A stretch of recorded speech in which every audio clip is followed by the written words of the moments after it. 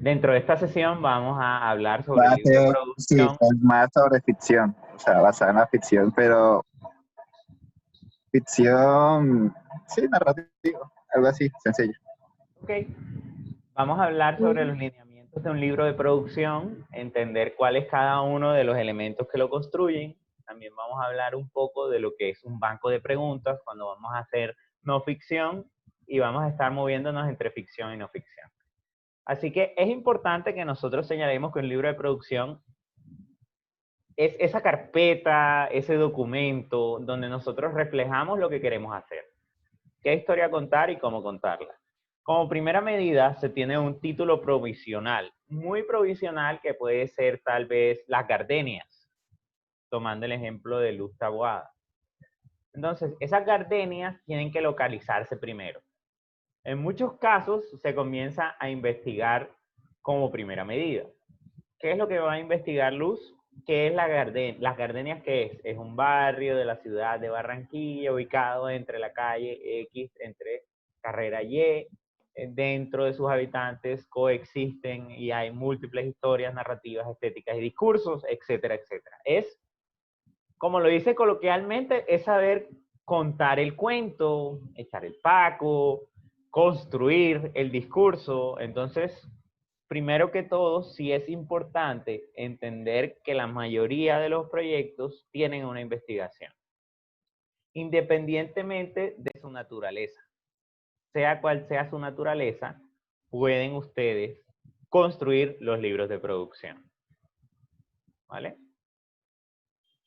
Entonces, lo primero que se tiene es construir esa preproducción.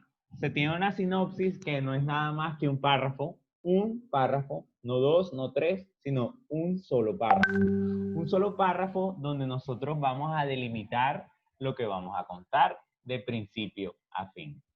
¿Vale? Esperen un momento mientras nosotros comenzamos a conectar a la gente. Al parecer hay una estudiante que no va a poder entrar a la sesión. Tiene algún tipo de problema, pero bueno, continuemos. Voy a cerrar aquí el WhatsApp y cualquier cosa se van sumando y me van avisando ustedes, cada uno en sus casas. Me van avisando si hay algún integrante que no puede entrar y escribe al grupo. Entonces, esa sinopsis es de principio a fin. Es decir, voy a contar la historia de la fragilidad en el tiempo de una persona que está aislada. Entonces, ¿cómo vamos a arrancar? Tal vez ella está en el baño duchándose y está cayendo el agua y eso es lo que escuchan. Después vamos a una secuencia de títulos que dice fragilidad. Después ella está cenando, está desayunando, está leyendo, está escribiendo, está pintando, etcétera, etcétera. Es entender que puede ser Juana está viviendo el aislamiento inteligente debido a la pandemia. ¿Y a dónde va a llegar Juana? O sea, ¿cuál es el arco dramático de Juana? Juana va a entender que lo más importante en su vida es la familia. Entonces, ¿cómo nosotros vamos a contar ese arco dramático? Es lo que tenemos que reflejar en el tratamiento, no en la sinopsis. En la sinopsis nosotros vamos a tener un arranque y un final. En el tratamiento ya vamos a comenzar a decir cómo vamos a desarrollar visual y sonoramente la historia. O sea, ¿cómo la vamos a construir? Bueno, Jesús me dice a mí que va a contar la historia esa que les acabamos de decir, entonces sería interior, baño, día, Juana se está bañando, etcétera, etcétera, etcétera. Entonces él va a decir, la atmósfera de mi historia va a generar una sensación de claustrofobia, mis planos van a ser cerrados, etcétera, etcétera. Es válido cualquier tipo de descripción, incluso si nosotros decimos, los sonidos que se van a manejar son sonidos directos, sin ningún tipo de intervención de música. Vamos a manejar silencios, vamos a manejar tiempos muertos, entonces es decir en palabras lo que vamos a ver en el cortometraje. No es del todo sencillo hacer un tratamiento. El tratamiento no es fácil de hacer, pero no es imposible. ¿Por qué les estoy diciendo esto del libro de producción? Porque en la medida que ustedes vayan desarrollando este libro, ustedes van a ir pueden ir construyendo su libro de una forma idónea, o sea, que pueda tener un potencial antes de rodar. ¿Por qué uno hace el libro de producción? Hay mucha gente que está de acuerdo, hay otros que están en desacuerdo. Entonces, esos dos bandos, entiendo que existe la libertad del cine de que yo voy a contar lo que yo quiera, pero siempre hay unas reglas que debemos cumplir, unos cánones, unos discursos, unas formas, unos paradigmas. Entonces siempre es importante primero hacer el camino, primero construir e ir caminando antes de volar, ¿vale? La selección de la investigación era lo que les decía al principio. En resumida cuentas es desglosar, detallar de qué va tu historia, independientemente de que sea ficción o no ficción. Porque de pronto Jesús, si está hablando del aislamiento inteligente, me tiene que decir qué es el aislamiento inteligente. Si Kevin Rebolledo me va a hablar sobre la nostalgia de las personas que están afuera, pues me va a decir, bueno, en España, ¿qué se siente estar lejos de tu patria? Y le va a hacer esa pregunta de control. Esa pregunta de control se la va a hacer a todas las personas que entreviste. O tal vez J, que quiere hacer un gallo, el gallo en la cuarentena, o el último sancocho, de que hay una persona que el gallo es una historia que gira en torno al universo de las peleas de gallos o la afinidad hacia un animal. Él tiene que investigar sobre eso. O sea, entre lo rural y lo urbano hay una delgada línea. Para muchos es muy difícil de desligarse del campo. O sea, es contar eso, es la minucia, es el detalle, es saber contar el cuento, ¿vale? La escaleta tiene un formato que también se los voy a enviar. Esa escaleta es como sentarse a decidir cuáles son sus escenas y tener una descripción muy pequeña sin ningún tipo de diálogo. Cuando ustedes quieran saber qué es una escaleta, es prácticamente, en muchos casos, un guión sin diálogos, ¿vale? O incluso hay gente que le dice un preguión, escaleta o preguión. ¿Es necesario hacer la escaleta siempre que se va a rodar? Podría decirse que es lo debido, ¿vale? ¿Que se puede saltar la escaleta? En muchas ocasiones sí. ¿En qué ocasiones sería? Pues sencillamente tal vez en un documental. Todas las personas que hacen documental pueden tener una escaleta o una imagen preconcebida de lo que quieren hacer, pero ustedes se la pueden volar. O sea, pueden volarse la escuadra al momento de hacer la escaleta, porque la realidad sencillamente supera la ficción, así tal cual como lo dice el canal de cable al que todos, la mayoría de gente tiene acceso, ¿vale? Porque si nosotros estamos contando la historia de 3 niñas en la Cardenias y de la nada comienzan unos pandilleros a darse puños en una cancha, pues sencillamente nuestro instinto de documentalista va a comenzar a regir y va a apuntar hacia allá, ¿vale? Porque nosotros tenemos que tener una visión un poco más macro de las cosas que están pasando, independientemente de qué recursos estén utilizando al grabar. Porque, bueno, me dice a mí Kevin, profe, yo voy a hacer todo con Zoom, entonces, ¿qué voy a hacer yo para tapar esas entrevistas cuando ellos me digan lo que más extraño de mi tierra es a mi abuela? Entonces, yo con Kevin tengo que hablar y decir, bueno, luego que hacen las preguntas, ustedes van a tener unas respuestas y esas respuestas las tienen que escuchar. Entonces, a la respuesta que dijo sobre la nostalgia de la patria y dijo, lo que más recuerdo son los abrazos de mi abuela. Los abrazos de mi abuela. Entonces, lo que más recuerdo son los abrazos de mi abuela. Esa frase de los abrazos de mi abuela puede ir en edición construida con una serie de fotografías, ¿vale? Ahora está muy de moda en Netflix, en Amazon Prime, en cualquier tipo de plataforma de VOD, que el material de archivo es lo que construye el documental. Hay muchas series, desde Explain de coronavirus, o incluso series como la de Jeffrey Epstein, donde el material de archivo toma un vuelco y nos permite a nosotros construir historias. Entonces, oiga, profe, tiene que estar... esta serie de Jeffrey Epstein, wow, me pareció buena, pero me pareció incompleta, saltándome eso. O sea, mucho material de documental excelente, o sea, mucho, pero le faltó, o sea, sobre todo que involucre a más gente, según los papeles, pero buena serie, me la vi completa, pero buena serie. Lo que pasa es que cuando nosotros estamos... Hay una batalla legal en torno a la serie en sí, entonces, y cuando tú comienzas a hilar muy fino, es mejor que tú le dejes a la audiencia esas respuestas que el realizador no puede decirlo. O sea, yo no puedo Pasa mucho con la serie Matarife, donde no puede decir Uribe X, Y o Z, sino que mejor sugieres a tu audiencia para que él tome las conclusiones.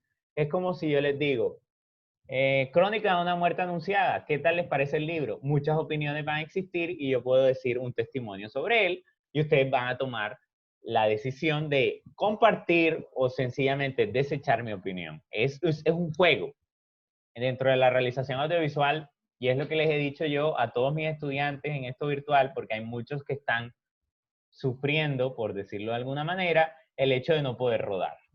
El rodaje es una parte dentro de la industria audiovisual. ¿Qué va a pasar con los rodajes?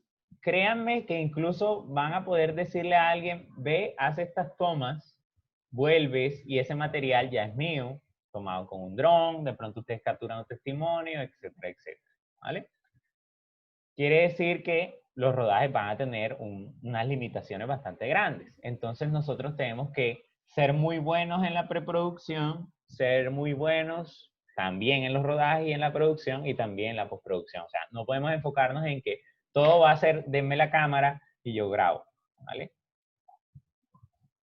Entonces, siguiendo, ustedes van a tener que hacer unos perfiles, son muy cortos, donde ustedes me sitúen quiénes van a ser.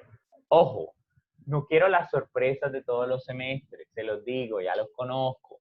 Entonces, yo iba a grabar a X, pero X dijo sinceramente que no iba a participar en mi documental. Y después llega la entrega y me entregan 2 personajes y no hay historia. Profe, lo que pasa es que no hay historia. Entonces, si no hay historia, no hay documental. Eso quiere decir que ustedes van a tener una evaluación no tan buena, ¿vale? Tengan eso claro, ténganlo claro. O sea, lo mejor que pueden hacer ustedes es recopilar la información desde ahora.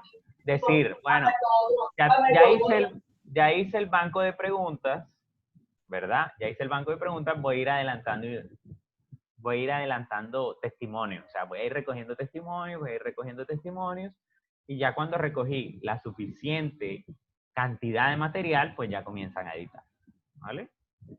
Obviamente los que van a hacer ficción, que es el caso de Jota, que es el caso de Jesús Rueda, pues tendrán que ir afinando y entendiendo cuáles van a ser los días donde van a rodar, ¿vale? El preguión aprobado, aquellas personas que hagan ficción, los que van a hacer documental, pues sinceramente no me tienen que entregar un preguión. Un cronograma muy sencillo donde ustedes me digan desde ahora hasta la semana de que ustedes acaben el proyecto, ¿qué van a hacer? O sea, fase 1, levantamiento de testimonios. Fase 2, realización de script. Fase 3, selección de material. Fase 4, edición. Fase 5, final cut, o sea, corregir el último corte. Musicalización, colorización, etcétera, etcétera, etcétera. ¿Vale? El plan de grabación diario, el 8, no lo van a hacer. Las notas de campo, ustedes pueden manejar algún tipo de bitácora, nota de campo. ¿Por qué?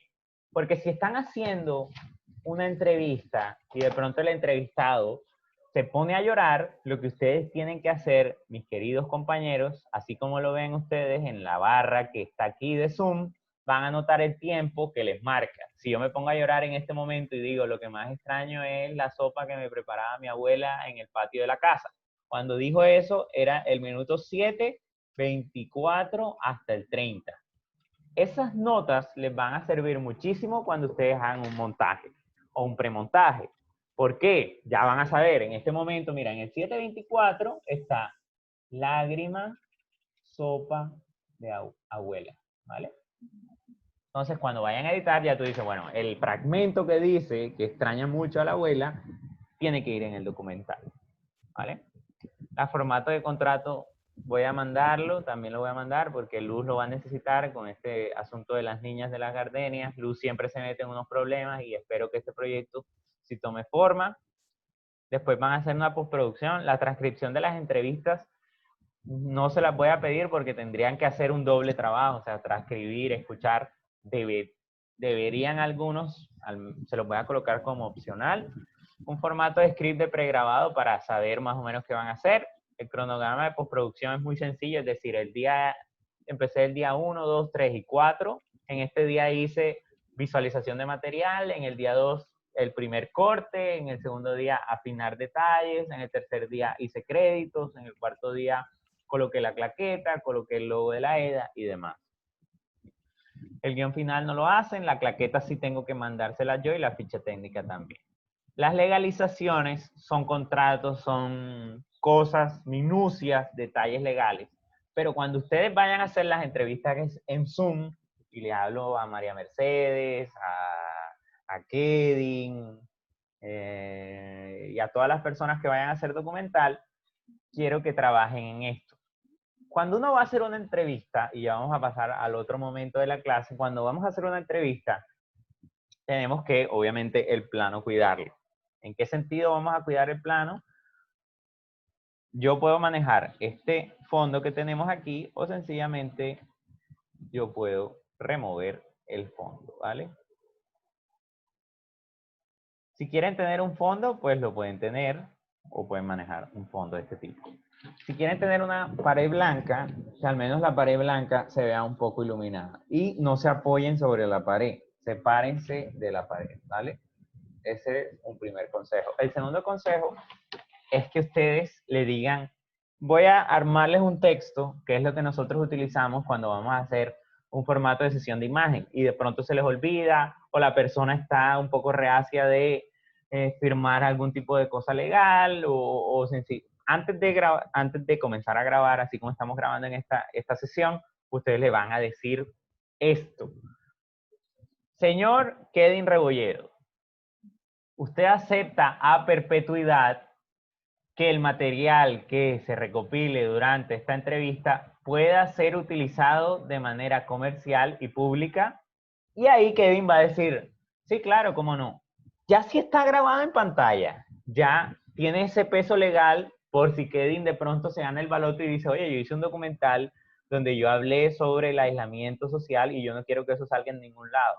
Yo tengo la sesión de imagen a perpetuidad, ¿vale? Si lo tienen en cámara, funciona de la misma manera de poder colocarlo en un documento legal firmado, ¿vale? Ese es como un tip. Primer tip, si van a usar una pared blanca, separarse de la pared blanca, tener algún tipo de iluminación, acérquense a las ventanas serán sus mejores amigas. No pueden tener luz taguada, no puede estar en su mesa, en su mecedora, no puede estar en tu mecedora, en el fondo blanco y en horizontal. Si van a grabar en vertical, quiere decir que ustedes van a tener un pequeño problema al momento de editar. Van a tener que colocar una máscara y va a ser un poco más difícil para el editor. Entonces, cerciórense de que siempre estén en horizontal. Y gracias, Luz, por activar tu cámara. Gracias, nos sirvió el ejemplo para decir que no graben en vertical, sino en horizontal. Siempre. ¿Vale? Así. Tienes de todas maneras algún tipo de restricción de formato, pero esas son cuestiones de minucia. Si lo pueden hacer en un computador, bienvenido sea. ¿Vale? Siempre. Si pueden hacerlo en un computador, sea cual sea la cámara web que tenga su computador, es mejor que ustedes tengan ese material de esta forma, porque el computador sí me da el formato horizontal en 1080. ¿Vale? Ok, bien. Entonces, ya tenemos nosotros el tip de, podemos usar una pared blanca que esté bien iluminada, utilizar las ventanas. La sesión de imagen no la olviden nunca. O sea, hacer la entrada y decirle, es como escribir un libreto. Es como estar en televisión y decir, bueno, hacer como una checklist donde digan, primero, sesión de imagen. Segundo, lo que vendría sería la entrada. ¿Qué es una entrada y qué es una salida? Han visto Show Caracol, ¿verdad? Los noticieros, etcétera, etcétera. Todo lo que hacen los presentadores son entradas a las noticias. Una entrada a la noticia, ¿qué sería? El Atlántico tiene obviamente estoy haciendo pausas porque estoy inventando, ¿vale? Pero vamos a hacerlo con una noticia de una. Esto no es tan complicado, entonces hagamos una entrada. Colombia supera los 40.000 contagios por COVID-19. Entonces, la entrada para esto sería, Este lunes se reportaron 49 nuevas muertes, de las cuales 34 fueron en la región Caribe. ¿Cómo sería una entrada para una entrevista? No la sitúen temporalmente. No digan ni buenos días, ni buenas noches, ni nada por el estilo. Si la sitúan temporalmente, cuando ustedes lo tengan grabado, la gente va a comenzar a saltar, porque ustedes pueden grabar de pronto una entrevista en el día, una en la tarde y otra en la noche. Entonces va a haber un salto, buenos días, buenas tardes, buenas noches, a pesar de que lo editen. Entonces obviemos ese material. ¿Cómo es una entrada? Pueden agradecerle al entrevistado. Jeffrey, muchas gracias por acompañarnos en esta iniciativa de la Escuela Distrital de Arte, donde vamos a indagar sobre el documental Aislamiento, donde vamos a conocer tu percepción sobre la cuarentena y todo lo que está ocurriendo con la pandemia. Jeffrey, primero que nada, dime tu nombre completo. Mi nombre es Jeffrey Villa, Bien. Hay que romper el hielo. No podemos llegar de una con las 5 preguntas. Jeffrey Villa, hago parte de la Escuela Distrital de Arte. ¿Qué más tengo que decir? No, porque hay que romper el hielo. Nosotros no podemos entrar de una a decirte, bueno, para ti, ¿qué es el aislamiento? No. Primero, cuando tú estás comenzando a conocer a tu pareja, comienzas a echarle